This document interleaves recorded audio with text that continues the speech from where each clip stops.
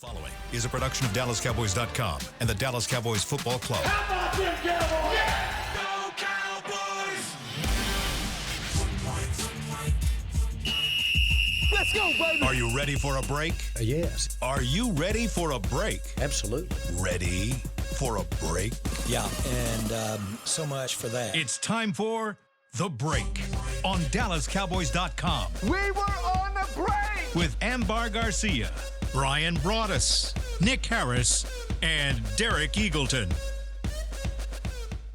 It is Tuesday, October 8th, 2024, season 20, episode number 44. Welcome to the latest edition of The Break. We are live from the SWBC Mortgage Studios at the Star, presented by LG. LG is the world's #1 OLED TV brand for 11 years and counting. See why at lg.com/OLED Evo. Welcome back to the show, Bryan and Amber. Today we got a lot of fun stuff. It's a Tuesday. We get to turn the page and start looking toward the next game, coming off a big win by the Cowboys. We have some, in the first segment, some stories that we didn't really get to yesterday that I want to talk about.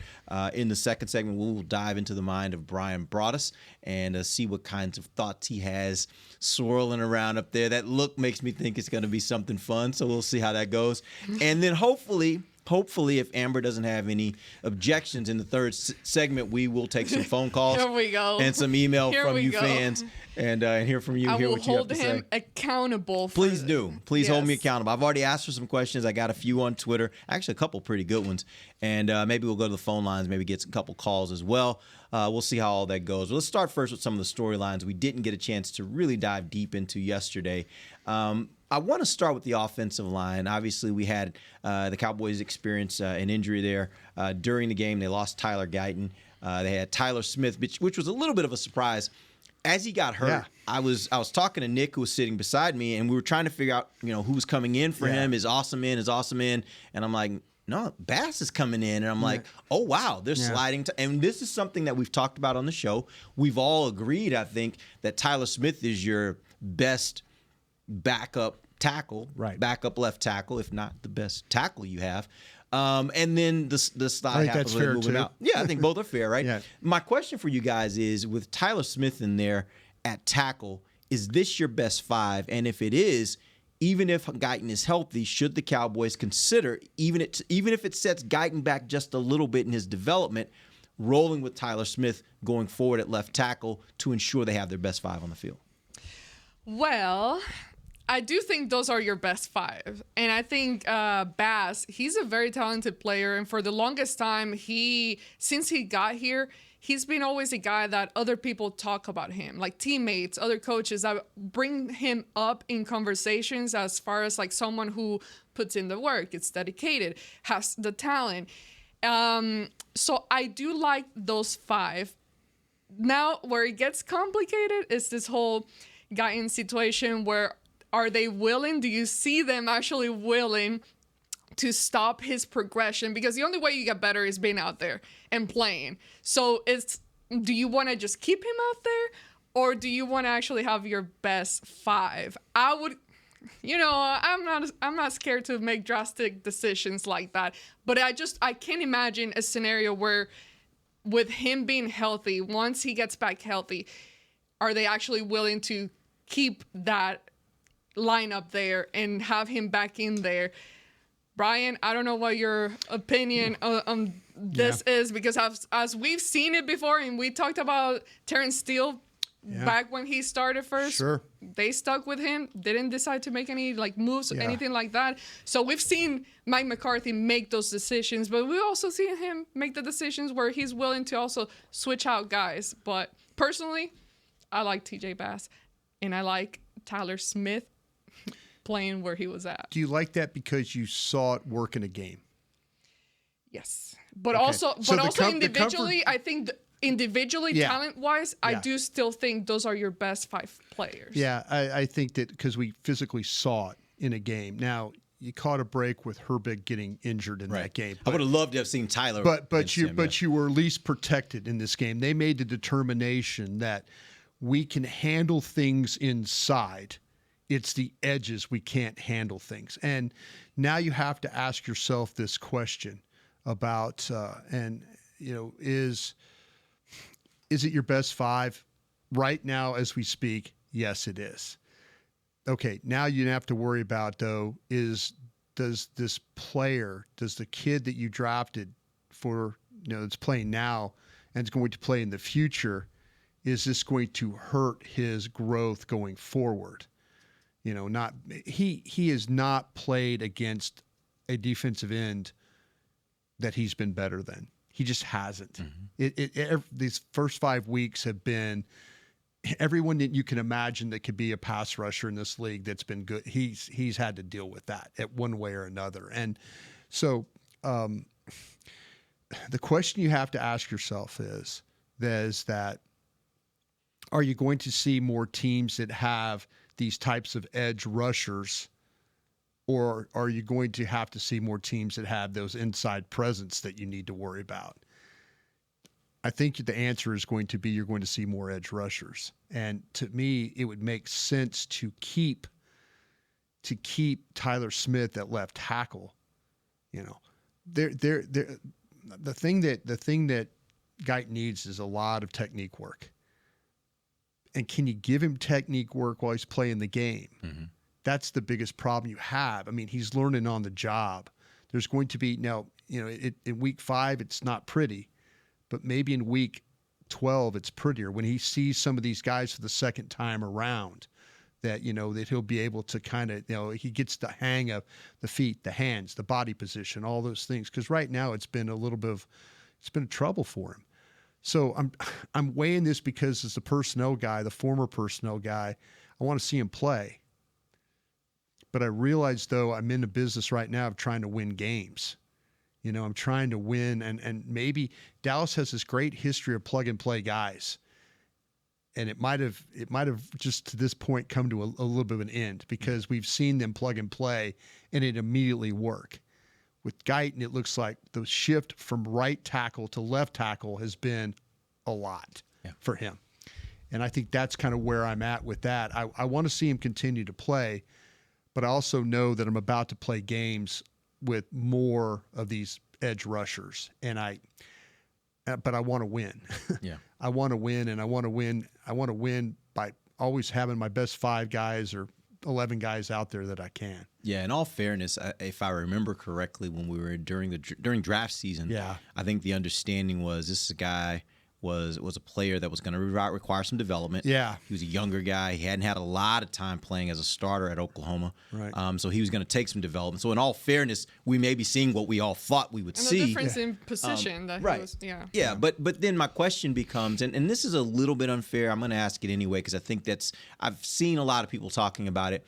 If you go back to the rookie year of, say, a Tyron Smith, was he also going through this level of difficulty, or did he adapt a lot faster than maybe Tyler? I remember some of the things with Tyron Smith of the athletic ability, but not to the level of, the athletic ability, but not the break. Wait, hold on. Just for clarification, are we talking? You said Tyler Smith or Tyron Smith? Tyron Smith. Yeah, I want to know. Talking about Tyron Smith. I want to know Tyron Smith. Yeah. Did I say Tyler? I'm sorry. No, I thought he said Tyron Smith. Yeah. In my head, I just thought of Tyler. Good. So we're talking about Tyron Smith and how Tyron Smith adapted. Yeah, I don't remember Tyron Smith getting broken down this way. I remember inside pressures and stuff where he was having the power steps were lacking. And, I just remember his technique just being, and the strength and the power just being right there. And he got bigger from the first year to the second year. Yeah. And, and then you're like going, okay. But I don't remember this is the one plug and play guy that they've had that is broken down more than, say, if you go back to Tyron Smith, Zach Martin, Travis Frederick, Tyler Smith, anybody. I mean, we were so worried about Tyler Smith because of how many holding calls he had at Tulsa. Mm-hmm. Hands were real bad, hands outside the body. He had some holding calls his first year having to play, but kind of worked around that, got better. But the thing that's really, really hurting Tyler Guyton is his technique is just, he can't get his technique consistent enough right now. It's a good rep. It's bad 3 reps. And now you're kind of going through that of him. It's like watching a baseball pitcher try and find the plate. he gets a strikeout, and you're like, okay, he's got it together, and then he walks 2, and you're like going, okay, now you have to pull him because the control's all over the place. So I this has been a struggle because I personally want the kid to play, but I also understand what's ahead in these games. I understand the schedule and what's ahead, and you're going to be dealing with a lot of these teams that have, especially this weekend, this Aiden Hutchinson. You know, he's going to move around, and they're going to find. And me personally, I kind of feel like that I only need questions at 1 tackle, not 2. Do you understand? Which is what we saw early in the game. Yeah. We had problems on both sides. That's what I'm saying. Right, yeah. If I can eliminate just right now a question and plug in another guy, say plug in Bass at guard, now I kind of feel like, okay, I've eliminated that 1 tackle spot. Now I need to work on my other tackle. Yeah. And you can at least help him, right? Instead of helping 2 tackles, Yeah. I only really have to concentrate on helping 1 tackle. Right. So that's kind of where I'm at right now. But to me, it's like it should never be a debate whether or not, like, who to play. You always play who your best player is.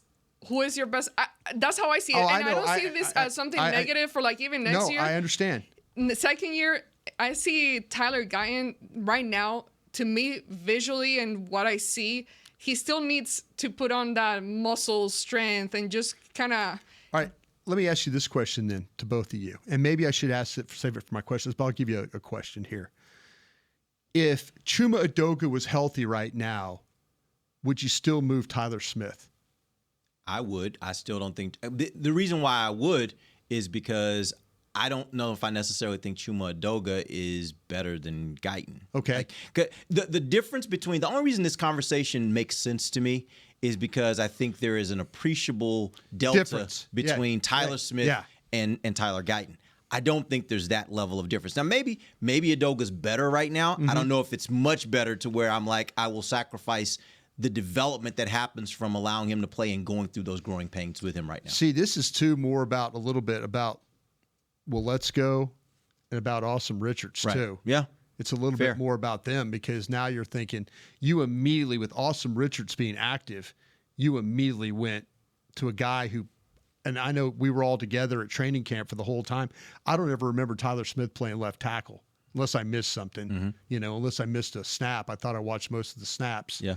But they immediately went to that move instead of dealing with, and they probably felt like that with the way that the Steelers are at the edge, they had to do something.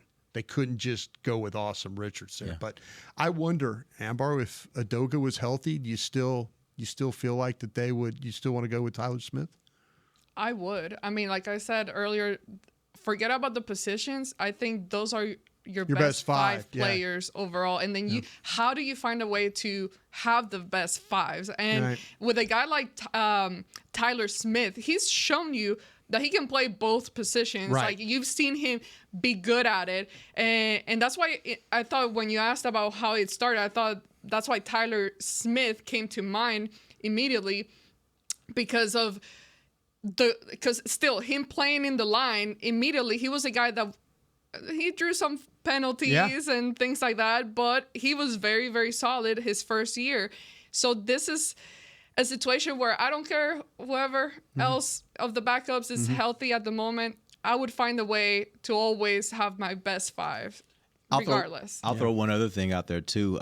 If you're talking about development, with the age of Zach Martin, there's a chance that you get into next year and you don't have Zach Martin on this team. Yeah. Bass is probably the guy that's going to be taking Absolutely. that position. Yeah. So you're developing him too. So you may not be getting that time to develop Tyler Guyton, but you're developing the guy that may be the successor to Zach Martin if Zach Martin decides to move on. So I think either way, I think it from a development standpoint, I'm winning kind of in the yeah, situation exactly. either You're way. going to be fine.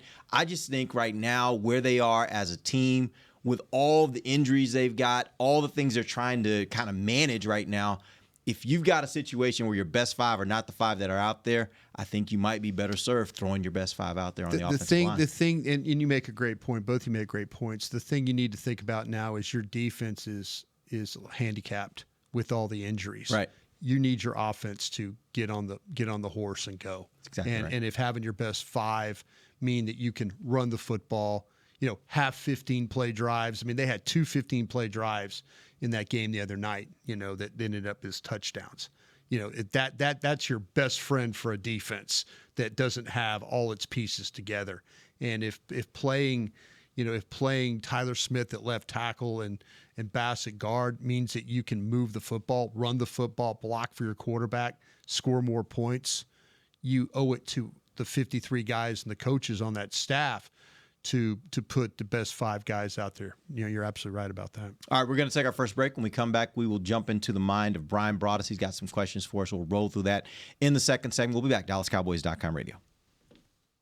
Todd thought it would be secure to jog in the cheetah savanna. Todd believed the big cat repellent he bought online was reliable.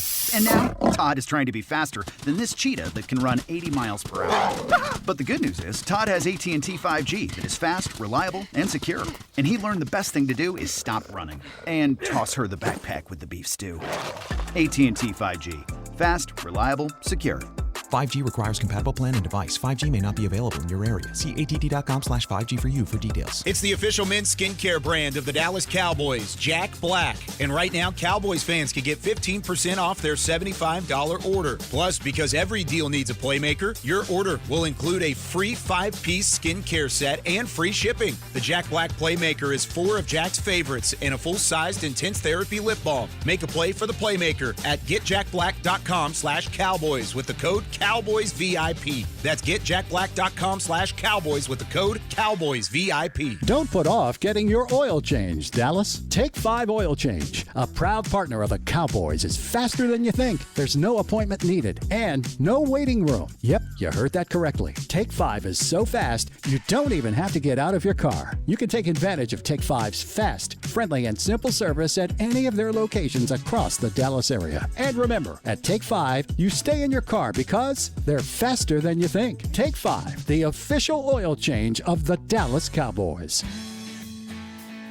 From the field to the festivities, Lucchese embodies the essence of luxury and tradition. Handcrafted with meticulous precision, each pair offers unmatched comfort and style.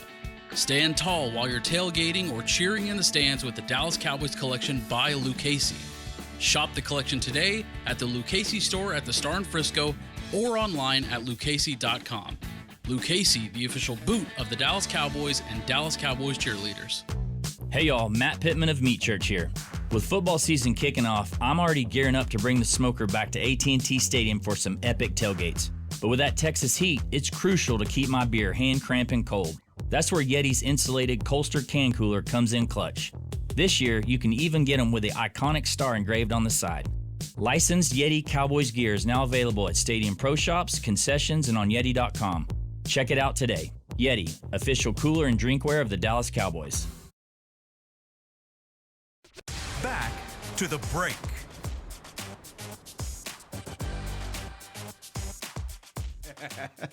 LG OLED Evo is the best TV in the game, but don't take our word for it. Digital Trends said the LG OLED G4 has the best picture quality they've ever seen. See it for yourself at lg.com/OLED Evo. Welcome back. It is the second segment of the break. We're live from the SWBC Mortgage Studios at the Star. The segment's brought to you by blockchain.com.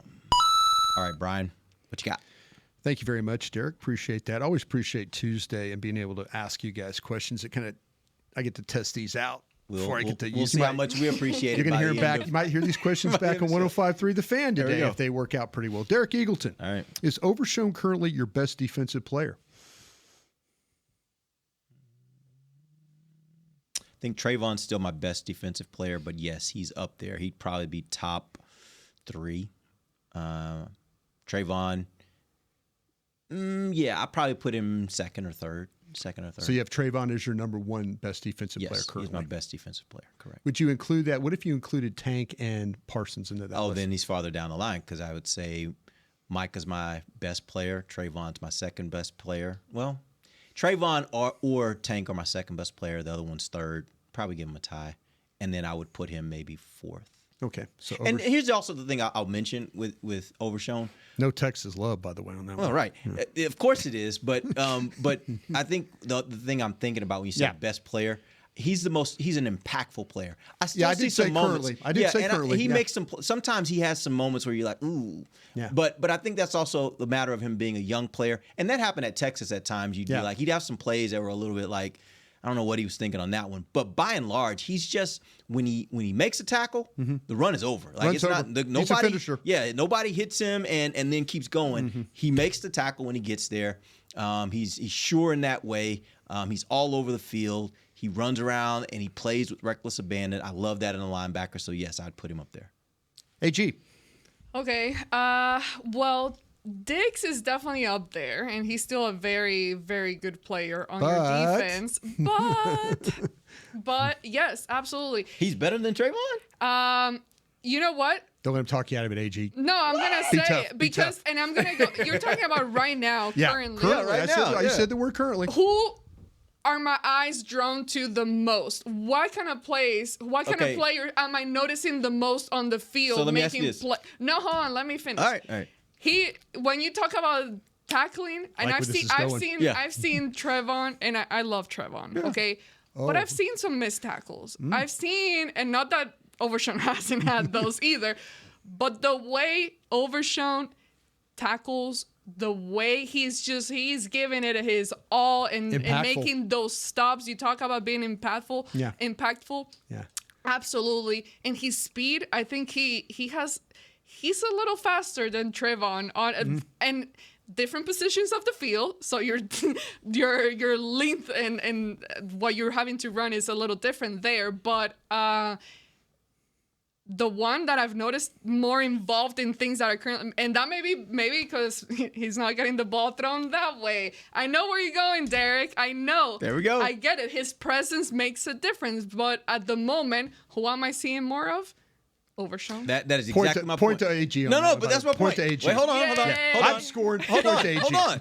When you're talking about a cornerback, that's one position on the field I don't want my eyes being drawn to. No, you're because right. If my eyes are being drawn to him, he's probably not having a good day. Yeah. I want a cornerback where I'm like, did he play You don't today? notice them that much. Yeah, and I'm like, if he didn't play today, if it feels like he didn't play today, I'm like, okay, that was a great day by my cornerback because that means they weren't even willing to throw it his way. And that to me is what Trayvon is right now. Now, we have seen a couple times when he's had opportunities at balls. They had the penalty that negated one of it, what would have been an interception. But I think Trayvon to me is doing exactly what you paid him to do. He is the best cornerback on this team, and by and large, teams are not challenging him in a way to where they're making plays on the guys that he's covering. But I think what's still fresh on my mind is the loss against the Ravens, and I get it. Third down. Everybody played bad, but there were so many plays that Diggs, based on his experience and everything, I expected him to play better and do better. And there were some missed tackles on there where I'm like, what is going on? I can expect that from other players on the team, but not from him. And again, I agree with you. When you don't notice him that much, that's great. That's a good thing. And he's being impactful in that way as well. But yeah, Overshown right now, I don't know. I'll say this. It's he's the hot potato at the moment. He's the trending one at the moment. Right. When you also talk about those missed tackles, I do, and this is probably not right. I probably shouldn't, but I give cornerbacks a little bit of a pass when they're not great tacklers. I saw the best cornerback in the history of the game be a not so good tackler in Deion Sanders. His son's pretty good at safety doing that, though. His son is a good tackler, yeah. But he plays safety, right? Yeah, right. But my point is, like, every cornerback is not made like Jordan Lewis. Jordan Lewis has that mentality where tackling is important and he does it well. Maybe I don't think there are a lot, but there are a lot of really good cornerbacks in this league that don't necessarily do that well. And so I get it. We need to evaluate him on that as well. But most importantly, it's like my linebacker. The most important thing my linebacker can do is make tackles. The most thing my cornerback can do is take away a wide receiver. Trayvon does that extremely well. Derek, the red zone offense is more of a problem than the running game.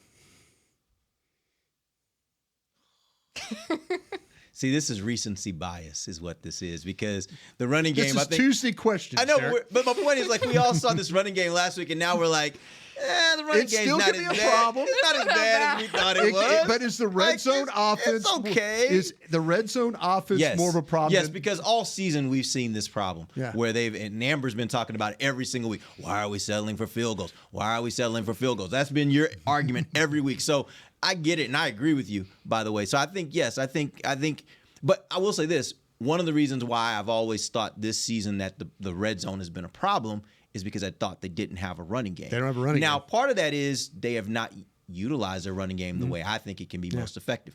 Commit to 2 running backs, right, and use those 2 running backs in the way that they did this last game. If they do that, I think it'll be better, and it'll be good enough for them to be able to do the things they want to do offensively. So red zone offense is the bigger problem. AG. I was gonna say, there are other areas of the field that you can still score from. Start the play from, and then but absolutely, it's been and Bryan knows what he's doing with these questions because the 2 things go kind of hand in hand: red zone and your running game, and what you have to, you're just trying to call me out. Yeah, you're just trying to play tricks over here, but he's tripping us up there. He's tripping us up. I agree with what you said, Derek. I think as long as with the running game starting to kind of get better and improve, I think it's gonna open up more opportunities for you to take during inside the red zone and hopefully start scoring more points. All right, AG. In the next 3 games, Tolbert will take over as the second wide receiver on this squad.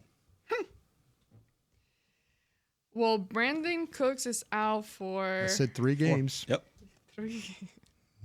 3. So when he comes back, it's like, okay, get back. He's not at the end starter? of the line. Are you saying he won't be the starter at that point? I just said in the next 3 games, Tolbert will take over as the second wide receiver on this. That's 2 different things. Will he be the starter or will he be the guy that gets more opportunities? Is that what you're saying? Okay, in the next 3 games, Tolbert will be the starter as the second wide receiver on the squad. Fair. Okay. How about this?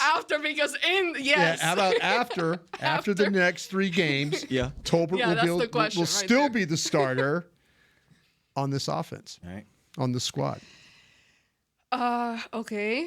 Interesting question here. Oh, well, thank you. I thought I was just trying to confuse you here. Okay. I love Brandon Cooks. Like, I love him. Everything starts this way. It's a compliment sandwich. Here we go. Right. Well, I think I'm about to put it more on the coaching staff. Oh.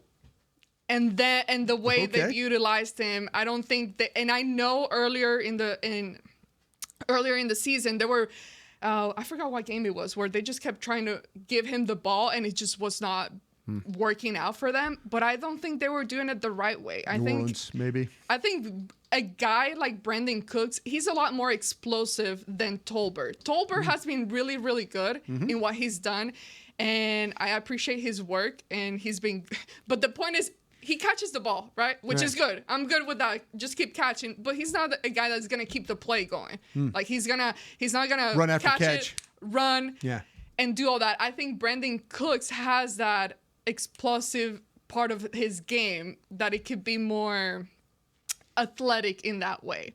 So I'm thinking, what's the condition when he returns though? Is he going right out? Are they easing him in? So I would go with, sure, Tolbert is still your number 2 because Brandon Cooks is being eased back into the game.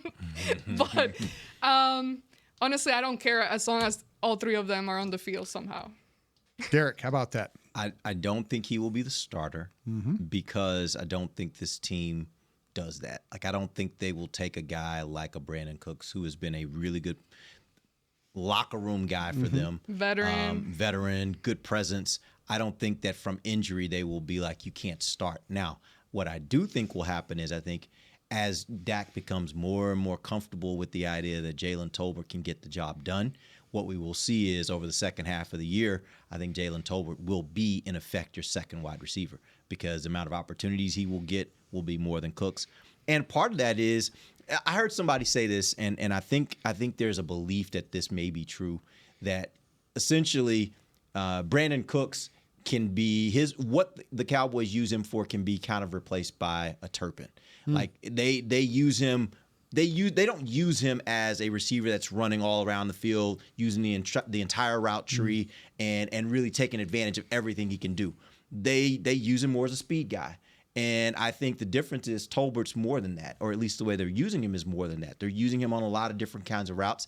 And I think, quite frankly, one of the things I've noticed is it happened in this last game on the touchdown, but we've been seeing this throughout training camp and other times. Jalen Tolbert, I think, has some really strong hands. He may not get a lot of separation, but he knows how to make a contested catch. And what I think I see from Brandon Cooks more frequently than not is if you're on him, there's a good chance he won't catch the ball. Like in those kinds of situations, defender tends to break it up or he tends to not be able to hold on to it. And I think because of that, I think, again, Jalen Tolbert is just a more well-rounded wide receiver at this point in his career. And I think because of that, he's going to get more opportunities than Cooks, even though I think Cooks will come back and be the starter. All right. Derek, I'll let you answer again. All right. It's now more than critical that the front office needs to trade for a major defensive end. I'm not convinced of that just yet because what I saw this last game is a defense that played as a unit. You didn't have any guys that really necessarily stood out as the guy.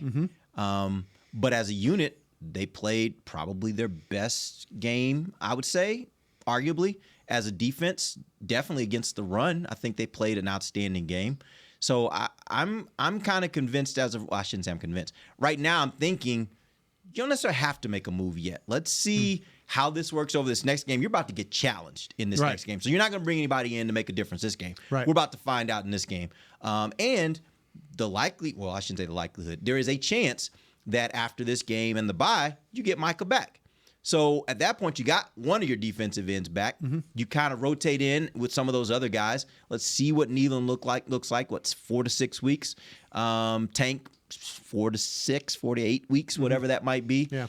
I think that Nealon thinks 6 weeks, maybe 6 more. weeks, 6 weeks or more. Yeah. Okay. Yeah. But even at that, if I think I'm going to get Micah back after the bye, then I think I might try to roll with this and see where it goes. Right now, I like what I saw from this unit last week. I don't know that I necessarily need to go out and find a guy because, by the way, anybody you go out and get, I don't think they're going to go out and make a trade for somebody that costs a bunch of money because, as we know, that's where they don't have a lot of options. There's a lot of money. And then you're giving up draft picks, which, by the way, you need those draft picks to play next year because you won't have as much money on the cap. So all this stuff factors in. I think you stick with what you got. AG. Yeah, I don't see that happening, mainly because of the money situation and everything that it involves. And we know how limited they're going to be this offseason in that. And they're going to have to highly rely on draft picks. But also another thing is like, depending on how confident are you on this football team, just overall, like, do you actually see this team getting there? Because if so, then let's do it, you know? That look. Right. You never know. Alonzo Mourning. Like Brian likes to say, the NFL is a strange lady. So still waiting for T-shirts. You never know. It would be a great T-shirt. You never know. Hoodie, whatever you want to send us. But no, I don't know. I don't see it. I just don't see it happening. Yeah. I think you're right about that. I think, Derek, I think both answers, but I like what you're saying about getting Parsons back, and kind of riding with it and see what you got. All right, here's the final one for you, AG, on this one. Should the fans be concerned that Mike McCarthy and Dak Prescott are having trouble getting the ball to CeeDee Lamb in the second half of games? Forget the fans. Me, I'm concerned too, Should Ambar be concerned that Mike McCarthy and Dak Prescott are having trouble getting the ball to Lamb in the second half of games? I mean, it's funny you asked that question because when we were talking about Tolbert, in my head, I started thinking, what about CeeDee? Like, he needs to step up as well. I think that's an area that at this point, we keep talking about, missing training camp. I mean, we're in week 6. I hate when that happens. We're in week 6 of the NFL. So by this point, we should be like, okay, you've been here, you've been practicing all these weeks, so you should be good now as far as the connection there. And it hasn't been as good as it should be. Right. Also, knowing the contract that you gave both of them, I would be expecting more from CeeDee, and he's had some really good moments. Even that block where he blocked 2 people last game, I mean, that was very impressive. So, yes, I am a little worried about it and concerned, and so should fans be. I would assume fans, some definitely are. Derek? You know, I thought it was interesting. Did you hear Jerry's comment on this morning? I thought his response was interesting. He was like, you know, it's last year or at some point in his career, couldn't get him going early. And so everybody's like, you can't get him going early. Why can't you get him going early? And now they're getting him going early, and it's like, well, why can't you get him going late? Like it's one of those things that kind of goes back and forth. To me, I'm only concerned if it's a situation where nobody else on the offense is stepping up. What I think I'm starting to see now is this. The problem is, when you don't have and then we talked about the running game, but when you don't already have a running game established, you should be able to rely on the passing game. Yeah, but here's the problem. The problem is if you don't have a running game established, then defenses are going to, as the game wears on, they're going to say, okay, this number 88 is killing us. Yeah. Take him away. And when they say take him away, what happens? And so the only way I get concerned is in the second half of games when CeeDee isn't necessarily being a part of the offense as much, is if Jalen Tolbert's doing nothing, if Kevontae Turpin's doing nothing, if Jake Ferguson's doing nothing, if Lipke's doing nothing.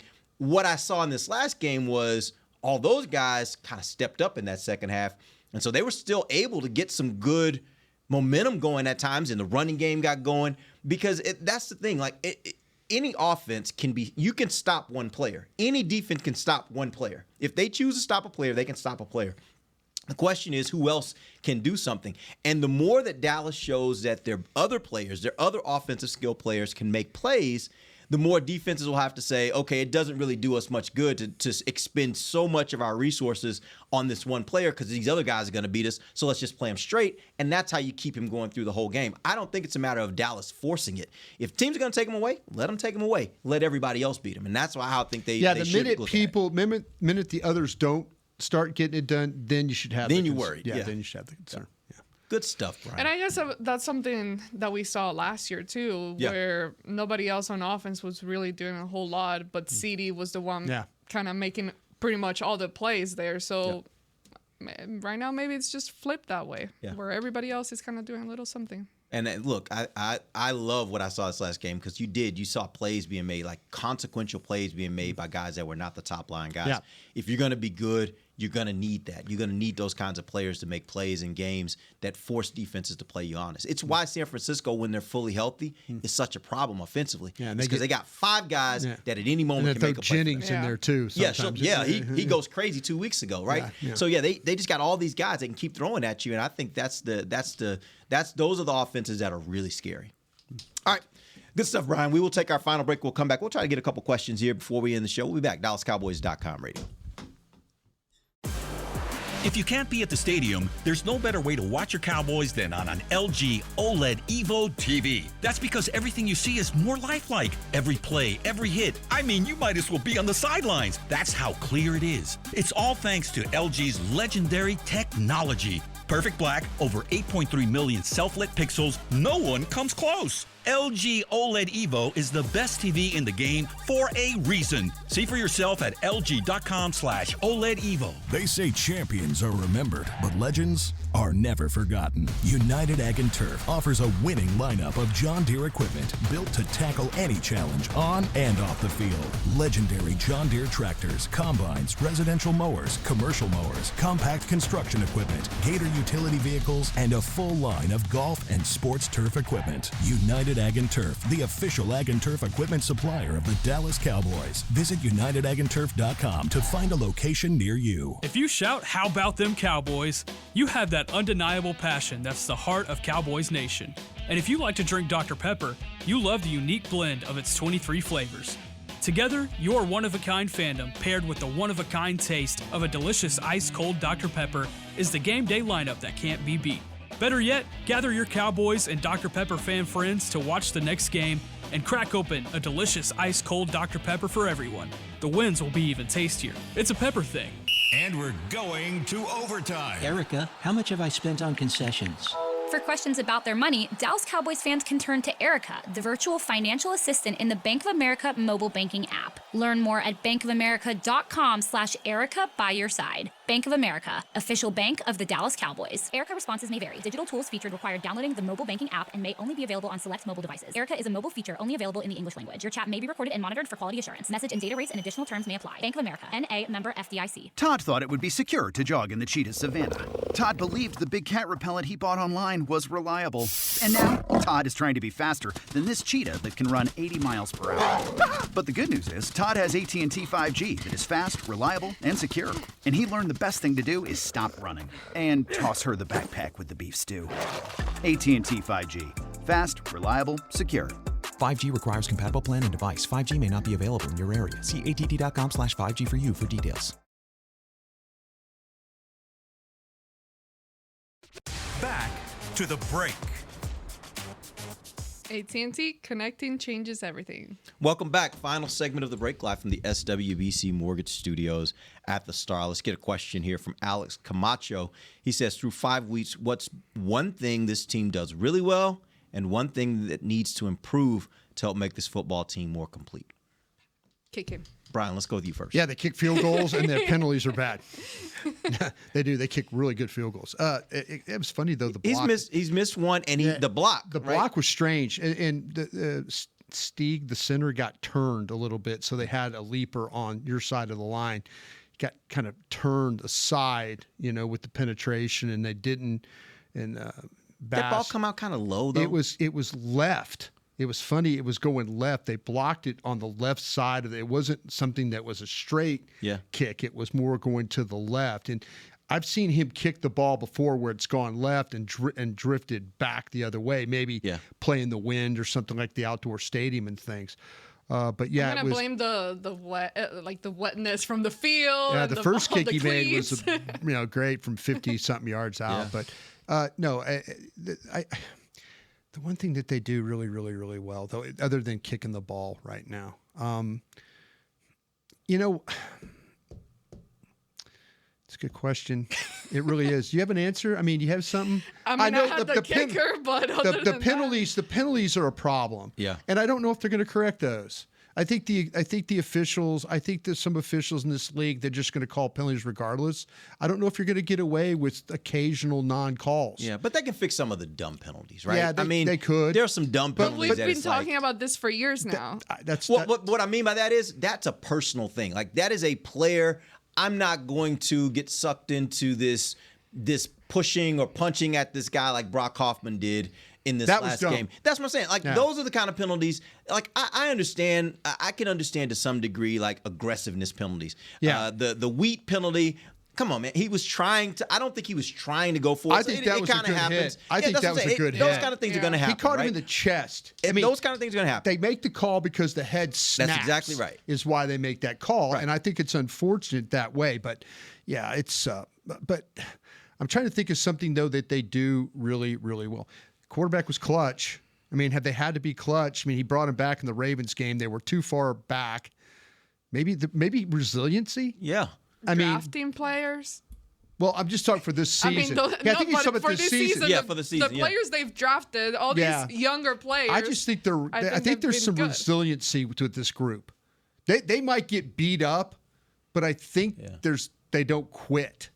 Does that make sense? No, yeah, I'm with you. Yeah. I'm with you. And our next question was actually going to be that, but they were asking about do you think that the way this game played out, do you say that they're now, and actually the same person, Alex Camacho, says, do you rethink the toughness of this team after watching what they did this last week? Yeah, to me, this is where I going to Pittsburgh and winning a game with the number of players that they had down, I think was huge. Mm-hmm. To me, I've always a win is a win is a win. I never, people can style point this thing. I know I did a post game show at 1:30 in the morning. This guy's like, I just didn't like the way that they played, and at 1:30 in the morning, I didn't want to hear that. Yeah, right. I'm like, they won a game in Pittsburgh that they probably shouldn't have won because of how beat up their team was.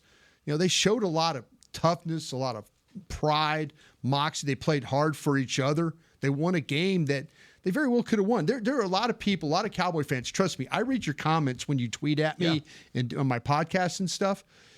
You didn't think they were going to win this game. A lot of you did not think that they had a chance in this football game. They showed a lot of resiliency in getting that done.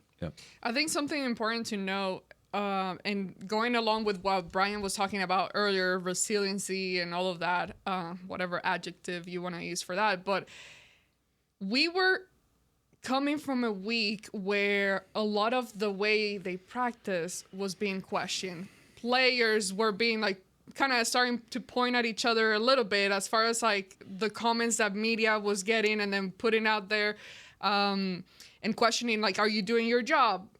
People, Micah mentioning like, don't be a Superman. Like everybody mentioning that same quote, like just do your job and do what you're supposed to do. And I think those comments could have easily derailed this whole thing and started kind of breaking up the team, and splitting them in different routes. And we know once that happens, that's very difficult to get back together. So that's one thing that I would mention.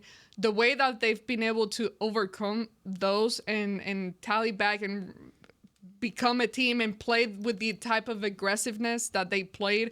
They were a very physical team against the Steelers. I think that I forgot what the initial question was really, but I think that I do see a different kind of toughness after that game. Yeah, I do wonder if this is. I wonder if Mike McCarthy has harkened back. I mentioned this a couple shows ago. Harkened back to his days with the Packers. Yeah. When they went to the Super Bowl and they had all the injuries Had a ton. and really just told this team, look, you won't be the first one to have a bunch of injuries. Yeah. And you wouldn't be the first one to have a bunch of injuries and still be able to accomplish some great things. The question is just how do you do it? How do you pull together in a way to where you're better than the sum of your parts, right? And I think that's what we saw last week was that this defense played better than the individuals if you take them individually based on the talent level of what they had before the injuries to where they are now. And that's where I'm like, I just think if you can keep riding that and you keep this defense at least playing, just hold the line until you can get some of these guys back. And then those other guys, when they come back, get them to play within the defense as well. In the same way, they have to play their role, not try to do too much, not try to do something extra, just play your role, and I think everything comes to you at that point. All right, appreciate you guys joining us. We'll be back tomorrow. We'll start looking forward to the next Cowboys game that happens this Sunday, Cowboys versus Lions. That'll be an interesting game. A lot of storylines around that one. We'll start talking about that tomorrow. Till then, for Bryan Broaddus and Ambar Garcia, I'm Derek Eagleton. This has been The Break, live on DallasCowboys.com radio. This has been a production of DallasCowboys.com and the Dallas Cowboys Football Club. How about this, Cowboys?